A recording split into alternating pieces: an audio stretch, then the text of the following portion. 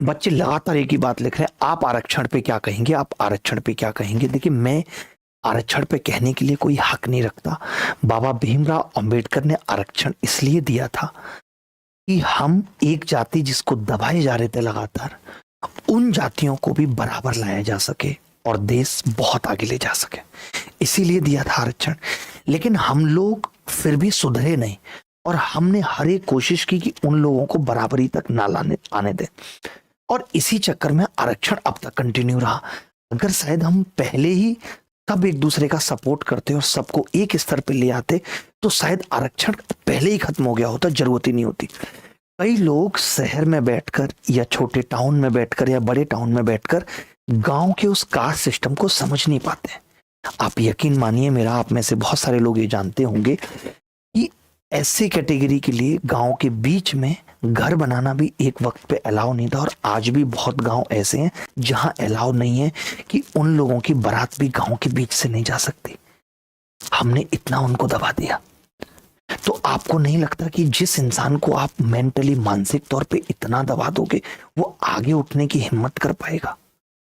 मैं खुद उस गांव से आया हूं जहां पे हम इतना कास्टिज्म देखते थे, और मैं बस एक चीज कहना चाहता हूं यहाँ पे लोगों को, एक बहुत बड़ी चीज रहती है दिमाग में कि सर पैसे के आधार पे रिजर्वेशन होना चाहिए। तो आपने देखा भी ईडब्ल्यूएस कैटेगरी आई है, क्या वहां पे लोग फायदा नहीं ले रहे रिजर्वेशन का? जिनके पास लिखित में पैसा नहीं है बट वैसे बहुत पैसा है, तो वो भी इस चीज का फायदा ले रहे हैं। गलत फायदा तो वहां भी लोग उठा रहे हैं, रिजर्वेशन में भी लोग गलत फायदा उठा रहे हैं। बट हमारा ध्येय ये है कि 10 गलत लोग फायदा उठा दें, बट एक इंसान जो डिजर्व करता है रिजर्वेशन के लिए वो फायदा उठाने से ना चूक जाए। ऐसा हमारा संविधान और न्यायालय दोनों कहते हैं। तो मानना पड़ेगा हमें। पहले लोगों को बराबर आने दीजिए। जब हम समाज में भेदभाव, सोशल डिस्क्रिमिनेशन के आधार पे करते हैं तो फिर रिजर्वेशन कास्ट के आधार पे क्यों नहीं होना चाहिए? जब हम समाज में हर एक काम, शादी से लेकर के सब कुछ, किसको नौता देना है किसको नहीं देना शादी में, वो कास्ट के आधार पे करते हैं, तो फिर रिजर्वेशन कास्ट के आधार पे क्यों नहीं होना चाहिए? होना चाहिए, और ये अपने आप खत्म हो जाएगा। हमें आपको इसके लिए एफर्ट लगाने की जरूरत नहीं है। समझ रहे हैं? कैसे नहीं है जरूरत, मैं आपको बताता हूं।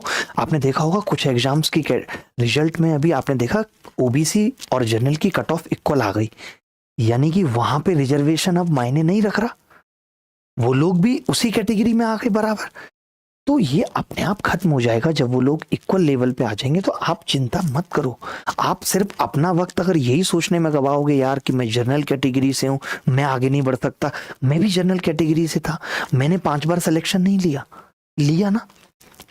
तो आप ऐसा मत सोचिए, उन लोगों के बारे में भी सोचिए जिनको हमने इतने सालों तक दबा के रखा। आप तो पढ़े लिखे हैं, अगर आप ऐसी बात करेंगे, आप ऐसी सोच रखेंगे तो कैसे देश आगे जाएगा?